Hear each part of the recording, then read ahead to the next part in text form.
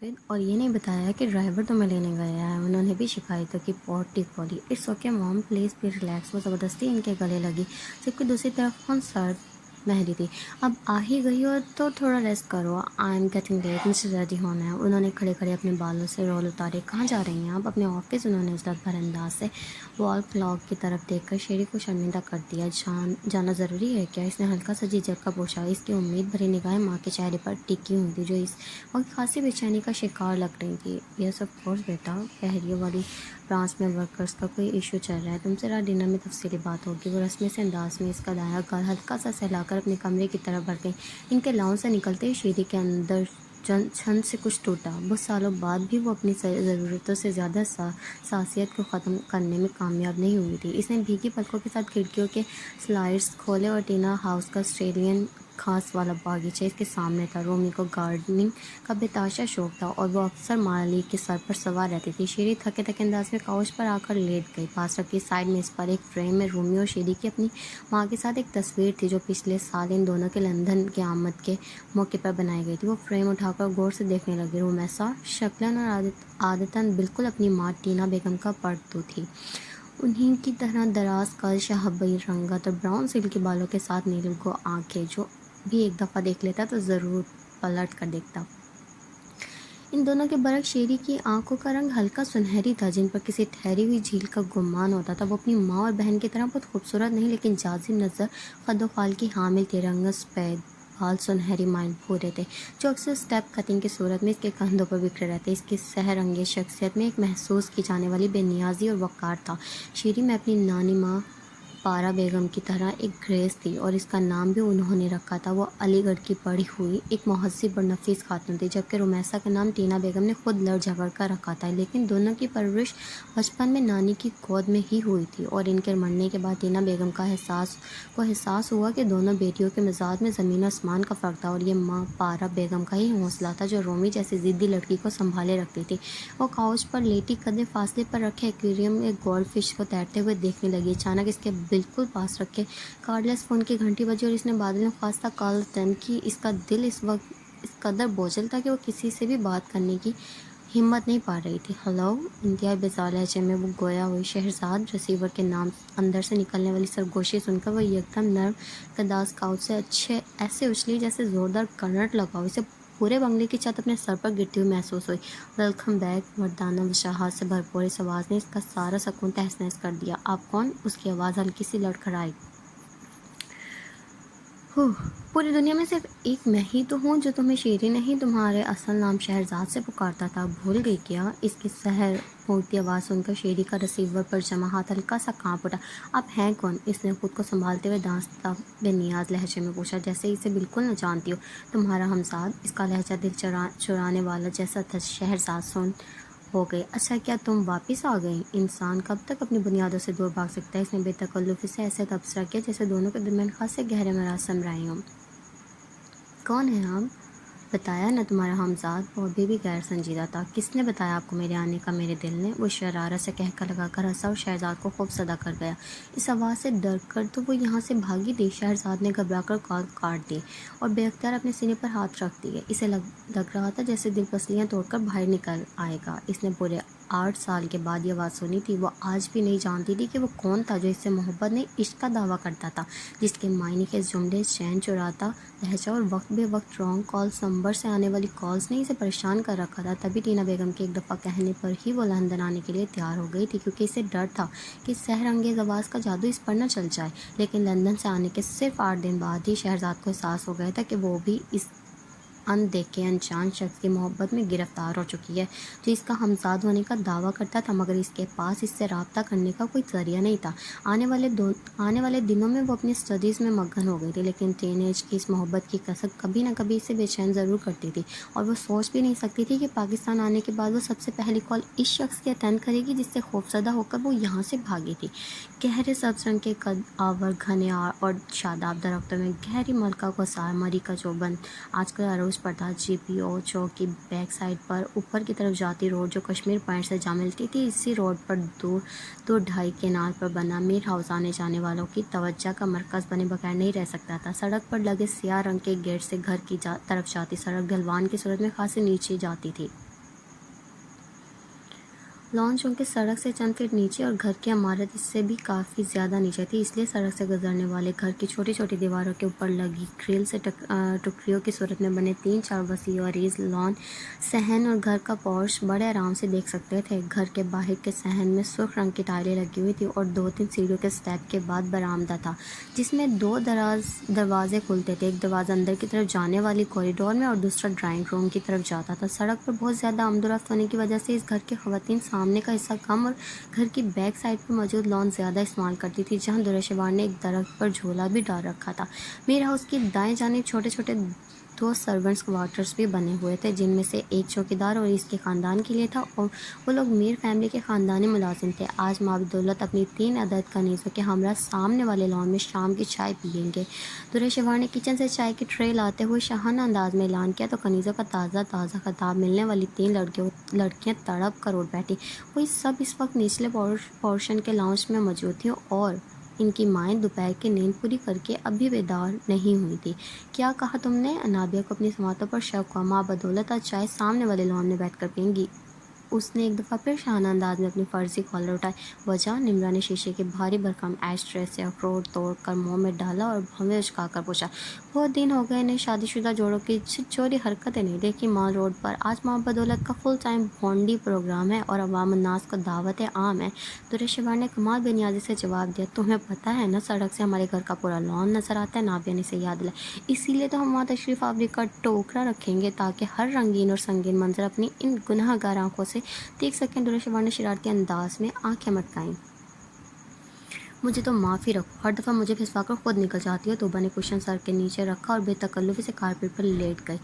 जो डर गया वो मर गए। दुरेशवार ने इसकी गैरत दिलाने की कोशिश की। समझो मैं तो मर ही गई। तोबा ने अपनी टांगें फैलाकर एक कुशन आंखों पर भी रख लिया। तोबा ठीक कह रही है, दाजी और ताया अब्बा का कुछ पता नहीं, अगर आ गए तो फिर जवानी में मरहूम कर देंगे हमें। नाबिया ने इसे डराने की कोशिश की। वैसे भी वो इन सब के मुकाबले में थोड़ा समझदार और मुहतात तबीयत की हामिल थी। वो वीकेंड दरमियान में कभी नहीं आते। दुरेशवार की भी दादी के शब रोज़ पर की गई रिसर्च मुकम्मल थी। वो तो शामिर भी घोड़े गधे बेचकर सोता था। याद नहीं कल रात कैसे आँख खुल गई थी इसकी? तोबा ने फ़ौरन कुशन मुँह से उठाकर दुरेशवार को याद दिलाया। जंगल के नाकाम मिशन पर जो इज्जत अफजाई हुई थी, इसके ज़ख्म भरने में अभी कई दिन और लगने थे। तो ठीक है प्यारी बहनों, मैं ये फ्रेंच फ्राइज़ नगेट्स और पकौड़े अकेले ही बैठकर खा लेती हूँ। दुरेशवार की बात पर इन तीनों को एकदम सकता हुआ जो लॉन में जाकर ही टूटा था। दुरेशवार बड़मज़े से सड़क के बिल्कुल साथ वाले लॉन में बैठी चाय पीते हुए वहाँ से गुजरने वाले लोगों पर दिलचस्प कमेंट्स पास कर रही थी, जो पढ़ना चाहते हुए भी इन तीनों को बार बार हंसी आ रही थी। शर्त लगा लो, ये सब्ज़ रंग के तूत या सूट वाली बाजी की शादी बड़ी ही मुश्किलों से हुई है। लॉन के 3 फीट ऊंची दीवार पर लगी ग्रिल से बाहर का मंजर साफ नजर आ रहा था। तुम कैसे कह सकती हो? तोबा ने ढेर सारे नगर्स अपनी प्लेट में डालते हुए पूछा। वो तो शुक्र है। दुरेशवार की नज़रें इस कपल पर जमी हुई थी जो इस वक्त इनके घर के दीवार के ग्रिल से टेक लगाए बड़े रोमांटिक अंदाज में तस्वीरें बनवा रहा था, जितने ओछे अंदाज से ये जोड़ कर अपने ज़राफ़े की गर्दन वाली मियाँ के गले में बाहें डालकर फ़ोटो बनवा रही है। इससे तो यही साबित होता है। दुरेशवार ने बड़े महाराना अंदाज से तजिया करके अपने कज़न की तरफ देखा, जो दावत शेराज उड़ाने में मसरूफ़ थी। हाय अल्लाह, मेरे नगेट्स कहाँ गए? दुरेशवार को खाली प्लेट देखकर अच्छा खासा धचका लगा। हमारे पेट में। निम्रा ने इंतहा बदतमीजी से डिकार लिया। और कुछ मेरी प्लेट में। तोबा ने शरारत से अपनी प्लेट इसके सामने रहे। अल्लाह करे मर जाओ तुम लोग, सारी की सारी तुम्हारे दांतों में कीड़ा लगे। वो गुस्से से गराई थी। तुम्हें किसने कहा था बैठ कर मखलूक खुदा का मजाक उड़ा? नाबिया ने सबसे बड़ी कज़न होने का फ़ायदा उठाकर इसे डांटने की कोशिश की। शराफत से मेरी प्लेट वापस करो। दुरेशवार खतरनाक इरादों के साथ तोबा की तरफ बढ़ी, जो इसके जाइम भाँप कर फ़ौरन दूसरी तरफ भाग गई। दुरेशवार ने इसका ताक़ुब किया। तोबा को जल्दी एहसास हुआ कि वो इजलत में गलत डायरेक्शन की तरफ मुड़ गई है। इनके लॉन की दीवार साथ वाले घर के लॉन की दीवार के साथ जुड़ी हुई थी और छोटी सी मंदिर कोई भी बच्चा फिलांग कर बसानी दूसरे घर में जा सकता था। तोबा ने आओ देखा ना ताओ इस खाली घर की तरफ छलांग लगा दी। इस घर का लॉन मीर हाउस के बिल्कुल बराबर में था, जहाँ से सीढ़ियाँ नीचे घर की तरफ जाती थी। ये घर भी खासी ढलवान पर मीर हाउस के बिल्कुल बराबर में बना हुआ था और पिछले 1 माह से खाली था। मैं तुम्हें कह रही हूँ शराफत से वापस कर दो मेरे नगर। दुरेशवार ने दीवार कूदते हुए मुंह पर हाथ फेरकर धमकी दी। नहीं देती, जो करना है कर लो। तोबा ने जवाबन इसे मुंह चढ़ाया और एक साथ 2 नगेट्स मुंह में डाल लिए। तुम्हारी तो ऐसी की तैसी। दुरेशवार इसके पीछे सीढ़ियों की तरफ भागी तो तोबा ने सीढ़ियों से आगे लंबी सारी रविश के तरफ दौड़ लगाई और जैसे ही वो घर के पास पहुंची, अंदर का दरवाज़ा खुला। ब्लैक जीन्स पर ग्रे रंग की टी शर्ट पहने घरेलू सहूलियत में मोहम्मद हादी बाहर निकला। दराज का साफ रंगत के साथ शहद रंग आंखों वाला ये नौजवान शबान अच्छा खासा हैंडसम था। दुर्रेशवार और तोबा दोनों को ही हैरत का शदीद झटका लगा, जबकि दूसरी तरफ ऊपर ग्रिल से झांकती निम्रा और नाबिया घबरा कर मजीद ग्रिल पर झुककर नीचे देखने लगी। वो दुर्रेशवार और तोबा की बेइज्जती का मंजर लाइव देखना चाहती थी। जी फरमाए, नागवारी का एक हल्का सा तासुर मोहम्मद आदि की आंखों में उभरा। वो इन्हें कोई टूरिस्ट समझ रहा था, जो अक्सर तस्वीरें बनाने के चक्कर में अक्सर ही खुले गेट से नीचे जाती और सीढ़ियों का पुरकशिश मंजर देखकर नीचे आ जाते थे। वो ये हम लोग ब्रो से आए हैं। तोबा ने बुखलाकर अपने घर की तरफ इशारा किया। फरमाएं कैसे आना हुआ? मोहम्मद आदि के लहजे में झलकती बेरुखी पर वो दोनों ही सिसटा गईं। ये नगेट्स मेरी अम्मी ने भिजवाए हैं। तोबा ने गड़बड़ा कर हाथ में पकड़ी प्लेट आदि की तरफ बढ़ाई है। उसने सख्त हैरानगी से प्लेट में रखे 4-5 छोटे छोटे नगेट्स को देखा। जी जी, तोबा डिटाई से मुस्कुराई। थैंक्स। इसने संजीदगी से प्लेट पकड़ी और दुर्रेशवार का दिल बैठ गया। ठहरिए, भी खाली कर खिला देता हूँ आपको। वो संजीदगी से प्लेट उठाकर अंदर की जानिब बढ़ गया। अल्लाह करे मर जाओ। तब तो रेशमा ने गुस्से से तोबा को बदवा दी। वैसे बंदा शानदार है। तोबा ने शरारत से एक आंख दबाकर लोफराना से इशारा किया। मोहम्मद आदि 2 ही मिनट के बाद बाहर था। Thank you sister. इसने खाली प्लेट तोबा की तरफ बढ़ाते हुए संजीदगी से कहा। तो सिस्टर के अल्फाज पर तोबा के चेहरे पर फैलने वाली तासुरात देखकर दुरेशवार ने बमुश्किल अपनी हंसी को हल्क में ही दबाया। कम बखत रफ एंड टफ हुलिये में भी किसी हीरो से कम नहीं लग रहा, दुरेशवार ने दिल ही दिल में सोचा। अब मैं जाऊँ? इसकी बात पर वो दोनों गड़बड़ा गए। एक मिनट प्लीज, ये बताइएगा कि ये घर तो पिछले 1 माह से खाली पड़ा था, आप कब आए? दुरेशवार की बात पर वो हल्का सा लजा। 3 दिन पहले, उसने निपतुले अंदाज में जवाब दिया। तो क्या अब यही रहेंगे आप? तो मैंने खासे इम्कान अंदाज में पूछा। जाहिर है मेरा घर है तो यही रहूँगा। मोहम्मद आदि ने बेजारी से अपने सामने खड़ी दोनों लड़कियों को देखा, जिनकी आंखों में शरारत टपक रही थी और हादी का ऐसी शौक व चंचल लड़कियों से बड़ी उलझन होती थी।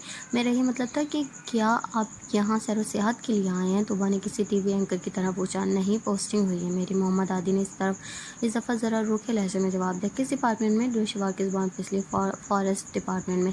इसने बादल ने खासा जवाब दिया, जिसे कहना चाह रहा हो कि अब जान छोड़ो। दूसरी तरफ खिलाफ तवक्का मीर हाउस में दाजी की लैंड क्रूज़र अंदर दाखिल हो चुकी थी, जो किसी ज़रूरी मीटिंग के सिलसिले में अपने पीए के साथ अचानक ही वहाँ पहुंचे थे। उन्होंने घर में दाखिल होती खासी नागवारी के साथ निम्रा और नाबिया को दूसरे घर में झांकते हुए देखा। पोर्च उनके नीचे था, इसलिए इन्हें सर उठाकर ऊपर देखने में ज़रा दिक्कत हो रही थी। ये क्या हो रहा है? पोर्च में खड़े बुलंद आवाज़ में दाड़े और नाबिया और निम्रा की रूह फना हो गई। मारे गए। नाबिया का रंग फक हो गया, जबकि निम्रा ने बुगलाहट में हाथ में पकड़ा पकौड़ा खींचकर दुरेशवार के सर का निशाना लेकर मारा, जो एकदम ठीक करके दुरेशवार की गर्दन से टकराया। क्या मुसीबत है? दुरेशवार एकदम उछली और सर उठाकर ऊपर देखा, जबकि मोहम्मद आदि भी इस हरकत पर नागवारी से खड़े खड़े पहलू बदला और दुरेशवार की नजरों के ताक़ुब में ऊपर देखा, जहाँ निम्रा और नाबिया दीवार पर लगी ग्रिल पर झुकी हुई थी।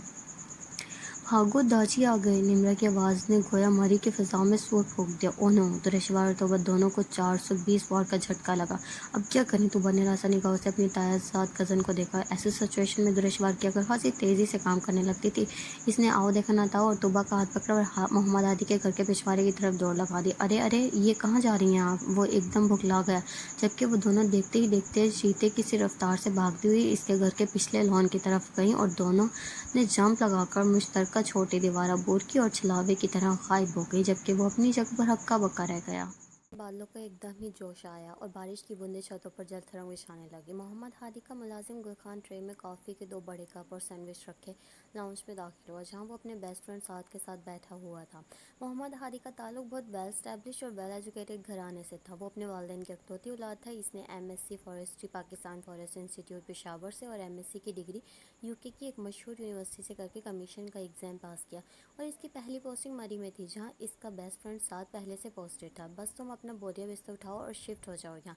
मैं इतने बड़े घर में अकेला नहीं रह सकता। हादी की बात पर वो मुस्कुराया। वैसे अंकल ने घर तो ज़बरदस्त बना रखा है और है भी मेन रोड पर। साद ने तौसीफी निगाहों से चारों तरफ देखा।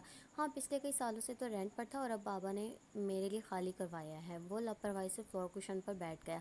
बहुत लकी हो यार, इधर मैं एक गंदे से एक कमरे के फ्लैट में सड़ रहा हूँ, इसीलिए तो गधे कह रहा हूँ आ जाओ यहाँ। 3 बेडरूम्स बिल्कुल खाली हैं। मोहम्मद आदि ने इसे खुले दिल से ऑफर की। शादी क्यों नहीं कर लेते तुम? आंटी की भी ख्वाहिश पूरी हो जाएगी। साथ हल्के से तौक़ुफ़ के बाद गोया हुआ। डफर इंसान, मैं तुम्हें शिफ्ट होने का कह रहा हूँ और तुम उल्टे मशवरे दे रहे हो मुझे। वो हल्का सा चिढ़ गया। यार, इस महीने का किराया पूरा दे चुका हूँ फ्लैट का। साद ने अपनी मजबूरी बताई। तो क्या हुआ, किसी गरीब का भला भी हो जाने दिया करो। मैं बता रहा हूँ आ जाओ, वरना मैं अपनी पोस्टिंग के लिए भाग दौड़ करने लगूंगा।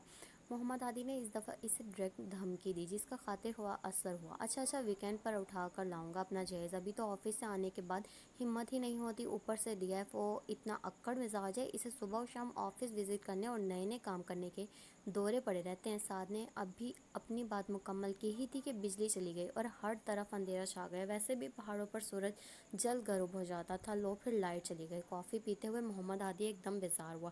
گل خان پلیز جنریٹر چلاؤ۔ اس کی آواز پر گل خان بھاگتا ہوا کچن سے نکلا۔ جی صاحب جی۔ گل خان ادھیڑ عمر مرد تھا اور بہت سالوں سے اس گھر کی چوکیداری اور دوسرے کاموں پر مامور تھا، لیکن اس سے پہلے یہ کھڑکیاں بند کرو، بارش کی بوچھار ڈائریکٹ اندر آ رہی ہے۔ ہادی کو بارش سے بڑی کوفت ہوتی تھی۔ جی صاحب۔ گل خان نے لپک کر حکم کی تعمیل کی۔ زہر لگتی ہے مجھے جنریٹر کی آواز، پتہ نہیں یہاں کے لوگ کیسے رہ لیتے ہیں ایسے موسم کے ساتھ، جب دیکھو بارش جب دیکھو سرد ہوائیں۔ محمد ہادی کو مری کا موسم بالکل پسند نہیں تھا۔ تو یار یو پی ایس لگوا لو نا، پرابلم کیا ہے؟ سعد نے شرارت سے ایک اخروٹ اس کی طرف اچھالا۔ ہاں کوئی پکا بندوبست ہی کرنا پڑے گا اس فضول جگہ پر رہنے کے لیے، اس نے برا سا منہ بنایا۔ ابھی تو میرے جگر کو یہاں آئے صرف 3 دن ہوئے ہیں، کیسے گزارا ہوگا تمہارا؟ سعد نے اسے شوق لہجے سے چھیڑا۔ سوچ رہا ہوں پاپا سے کہہ کر واقعی پوسٹنگ کروا لوں ادھر سے اپنی۔ اس کی بات پر سعد کو کرنٹ لگا۔ خبردار ایسا سوچا بھی، اٹھا کر پھینک دیں گے تمہیں کسی آڈیشن میں۔ سعد نے اسے ڈرایا۔ کم از کم یہاں سے تو اچھا ہوگا۔ وہ بیزاری سے ایک تسلسل سے برستی مینا کو بوندوں کو دیکھنے لگا۔ تم نے ابھی دیکھا کہاں ہے یہاں کے دلکش نظارے؟ میں ایسے ہی تو نہیں ٹکا ہوا یہاں۔ سعد ایک آنکھ میچ کر شرارت سے ہنسا۔ سخت الرجک ہوں میں ان چیزوں سے، مجھ پر کسی چیز کا اثر نہیں ہوتا۔ ہادی نے کافی کا مگ اٹھاتے ہوئے اسے یاد دلایا۔ پتہ ہے مجھے، اسی لیے تو ڈپارٹمنٹ میں آروگینٹ مین کا ٹائٹل ملا تھا۔ سعد کہکا لگا کر ہنسا۔ اس سے وہ منظر یاد آ گیا جب فیئر ویل فنکشن پر وہ اپنا ٹائٹل لینے اسٹیج پر گیا اور بغیر تھینکس کہے واپس لوٹ آیا تھا۔ ساری فضول اور بیہودہ باتیں چن چن کر یاد ہیں تمہیں؟ یہ بتاؤ ساتھ والے بنگلے میں کون رہتا ہے؟ ہادی کو ایک دم وہ اول جلول لڑکیاں یاد آئیں تو یوں ہی پوچھ لیا۔ دائیں یا بائیں؟ سعد نے شرارتی لہجے میں پوچھا اور اسی وقت لائٹ آ گئی رائٹ سائڈ پر۔ سعد نے دانستہ اپنے لہجے کو انجان بنایا۔ ادھر تو کبھی بھول کر بھی نہ دیکھنا، پتھر کے ہو جاؤ گے۔ وہ ایک دم سنجیدہ ہوا۔ کیوں آسیب بستا ہے وہاں یا جن بھوت رہتے ہیں وہاں؟ ہادی نے منہ بنا کر اس کی طرف دیکھا۔ ایسا ہی سمجھو، میر حاکم علی کے 2 بیٹے اور ان کا خاندان آباد ہے یہاں۔ اس نے سنجیدگی سے اس کی معلومات میں اضافہ کیا۔ وہ جو ایم این اے میر محتشم کے والد ہیں جو جنوبی پنجاب کی سیٹ پر الیکشن لڑتے ہیں؟ محمد ہادی نے حیرانگی سے پوچھا۔ ہاں وہی۔ سعد نے ریموٹ کنٹرول سے ٹی وی کی آواز کم کی۔ تو یہاں سے لڑے نا الیکشن، وہاں کی سیٹ پر کیوں قبضہ جما رکھا ہے؟ ہادی کو ویسے ہی پالیٹکس سے شدید نفرت تھی اور حاکم علی کے خاندان کی کرپشن کے قصے بھی آئے دن سننے کو ملتے تھے۔ یہاں سے حاکم صاحب اپنے پوتے وحاج کو لڑائیں گے اس دفعہ الیکشن، سعد نے سنجیدگی سے مزید بتایا۔ اور تمہیں پتہ ہے بھاولپور ملتان میں بتاشا زمینیں ہیں ان کی، جانتا ہوں، سب کے سب ان کے آباء و اجداد کو انگریزوں کی غلامی اور چمچہ گیری کرنے پر ملی تھی، اور وہی جائیداد وراثت میں چلی آ رہی ہے ان کے پاس۔ ہادی کو بھی اچھی خاصی معلومات تھی۔ لیکن بیٹا جی، کمیشن کا ایگزام پاس کر کے اور فارسٹ آفیسر بن کر یہ مت سمجھ لینا کہ تم پنگا لے سکتے ہو اس خاندان سے۔ سعد نے ڈھکے چھپے انداز میں اسے سمجھانے کی کوشش کی۔ کیا مطلب؟ ہادی نے الجھ کر اپنے بیسٹ فرینڈ کا چہرہ دیکھا۔ مری میں بھی ٹمبر مافیا کے پیچھے محتشم صاحب کے چھوٹے بھائی خاقان صاحب کا نام لیا جاتا ہے، لیکن آج تک کوئی بھی ان کا کچھ نہیں بگاڑ سکا۔ سعد نے اس دفعہ ذرا کھل کر بتایا، کیونکہ بات اب ان کے اپنے ڈپارٹمنٹ کی تھی۔ اس سے پہلے کوئی میرے جیسا آفیسر بیوپسٹ بھی نہیں ہوا ہوگا یہاں۔ وہ طنزیہ انداز میں مسکرایا۔ میری 3 سالہ سروس میں کئی آئے اور کئی گئے یہاں سے۔ سعد نے بھی اس کی غلط فہمی دور کرنے میں دیر نہیں لگائی۔ چلو دیکھتے ہیں کس میں ہے کتنا دم۔ محمد ہادی نے اٹھ کر کھڑکیوں کے بھاری پردے آگے کیے تو وہ اسے دیکھتا رہ گیا۔ اتنا تو وہ بھی جانتا تھا کہ محمد ہادی ایک دفعہ جو ٹھان لیتا تھا اس سے 1 انچ بھی پیچھے نہیں ہٹتا تھا۔ ہم چاروں ہی بہت غلط گھرانے میں پیدا ہوئے ہیں۔ درِ شوار نے دنیا جہاں کا غم اپنے لہجے میں سموتے ہوئے اپنی انتہائی مشکل سے رنجیدہ شکل بنا کر اپنی تینوں کزنز کو دیکھا۔ اس وقت وہ سب داجی سے جھاڑ کھانے کے بعد اپنا غم غلط کرنے کے لیے ٹی وی لاؤنج میں موجود تھیں، جو اوپر والے پورشن میں تھا۔ اس تعزیتی اجلاس کا انعقاد درِ شوار نے ہنگامی بنیادوں پر کیا تھا، اور ویسے بھی ہر شرارت اور الٹے کام میں وہ سب کی لیڈر ہوتی تھی، اور اس لیے وقتاً فوقتاً دلجوئی کا اہم فریضہ بھی اسے ہی سر انجام دینا پڑتا۔ اس وقت نابیہ صوفے پر نیم دراز اور نمرانی کرسی سنبھال رکھی تھی، جبکہ درِ شوار اور توبہ دونوں غم سے نڈھال فلور کشن پر بیٹھی ہوئی تھی۔ اسی کمرے کے ایک کونے میں خاندانی ملازمہ رشیدہ کی 16 سالہ بیٹی سندل بھی موجود تھی، جس کا اہم کام کھانے پینے کی اشیاء کی ترسیل نچلے پورشن سے اوپر والے پورشن میں کرنا اور میر ہاؤس کی چاروں باجیوں کی دلچسپ گفتگو سننا تھا۔ آئے ہائے برے نصیب ہمارے! درِ شوار نے انگڑائی لیتے ہوئے ملازمہ سندل کو دیکھا جو مسکرا رہی تھی۔ اسے ایک دم تب چڑھ گئی۔ تمہارے بڑے دانت نکل رہے ہیں سندل صاحبہ، خیر تو ہے؟ اس نے طنزیہ نگاہوں سے سندل کو دیکھا، جو اس کا ہی پرانا سوٹ پہنے اسی پر ہنس رہی تھی، اور اس بات نے درِ شوار کے تن بدن میں آگ لگا دی۔ ارے نہیں نہیں بیوی جی، میں تو بس آپ کی باتیں غور سے سن رہی تھی۔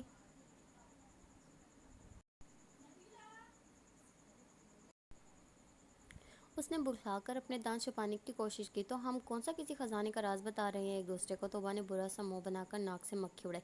جاؤ اپنے ابا سے کہو گیٹ پر جیسے ہی پیزا ہٹ سے ڈلیوری آئے تو وہیں سے نکارا نہیں بجانا بلکہ سندل شہزادی کو بلوانا ہے۔ درِ شوار کی بات پر سب کزنز کے کان کھڑے ہو گئے۔ سندل کے والد اس گھر کے چوکیدار کے فرائض سر انجام دیتے تھے۔ مجھے کیا کرنا ہوگا ابا کے پاس جا کر؟ سندل نے ہونک انداز پر وہ جھنجھلا گئی۔ تمہارا کام ہے کتھک ڈانس کرنا، وہ بھی پیزا سر پر رکھ کر۔ درِ شوار کے چھڑنے پر وہ تینوں بے ساختہ ہنس پڑی۔ لیکن مجھے تو وہ نہیں آتا۔ سندل کی سادگی میں پریشانی کا عنصر نمایاں ہوا۔ زیادہ اوور ایکٹنگ کرنے کی ضرورت نہیں، جاؤ اور پیزا کی پیمنٹ کر کے وہ اوپر لے آؤ، سمجھی؟ درِ شوار نے منہ بنا کر اپنا پرس اٹھایا۔ آدھے پیسے میں ہرگز نہیں دوں گی۔ نادیا نے فوراً لقمہ دیا اور میری طرف سے بھی انکاری سمجھا۔ نمرا کا موڈ شام والے واقعے کے بعد خاصا بگڑا ہوا تھا، اور میرا تو تمہیں پتہ ہی ہے آج کل ہاتھ کتنا تنگ ہے۔ توبہ نے اپنے لہجے میں دنیا جہاں کا درد سمایا۔ عوام تسلی رکھے، اس ڈلیوری کا بوجھ ہم غریب عوام پر نہیں ڈالیں گے بلکہ شاہی خزانے سے ادا کیا جائے گا۔ درِ شوار نے شاہانہ انداز سے کہتے ہوئے اپنے والیٹ کی زپ بڑی ادا سے کھولی اور 1000 کا کڑکتا ہوا نوٹ باہر نکالا اور اپنے سر سے واڑنے ہی لگی تھی کہ سندل ایک دفعہ پھر کفن پھاڑ کر حیران لہجے میں بولتی ہوئی ان سب کے چھکے چھڑا گئی۔ لیکن بیوی جی، یہاں کس کی ڈلیوری ہو رہی ہے؟ آپ میں سے تو کسی کی بھی شادی نہیں ہوئی۔ ان پڑھ سیدھی سادی سندل کی بات پر نمرا کے حلق سے ایک چھت پھاڑ قسم کا قہقہ برآمد ہوا۔ توبہ اور نادیہ بھی ہنس پڑی جبکہ درِ شوار کا منہ سرخ ہو گیا۔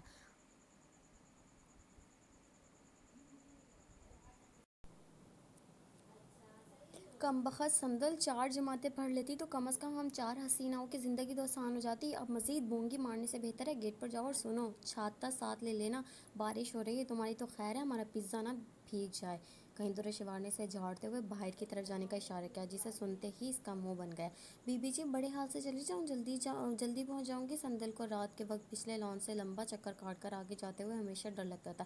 وہاں تمہارے کچھ لگتے برہان لالا بیٹھے ہیں، پیزا دیکھ کر تمہیں جلدی پہنچا دیں گے، اور وہ بھی اوپر، سمجھی؟ درِ شوار نے کھا جانے والی نگاہوں سے چوکیدار بہادر علی کی بزدل بیٹی کو دیکھا جس کا سارا خاندان سرونٹ کوارٹر میں مقیم تھا۔ اچھا اچھا بی بی جی، جاتی ہوں۔ سندل بادل نخواستہ پچھلے کوریڈور کی طرف جاتی سیڑھیوں کی طرف بڑھ گئی۔ ہاں تو بہنوں، میں کیا کہہ رہی تھی کہ ہم چاروں ہی غلط گھرانے میں پیدا ہو گئی ہیں۔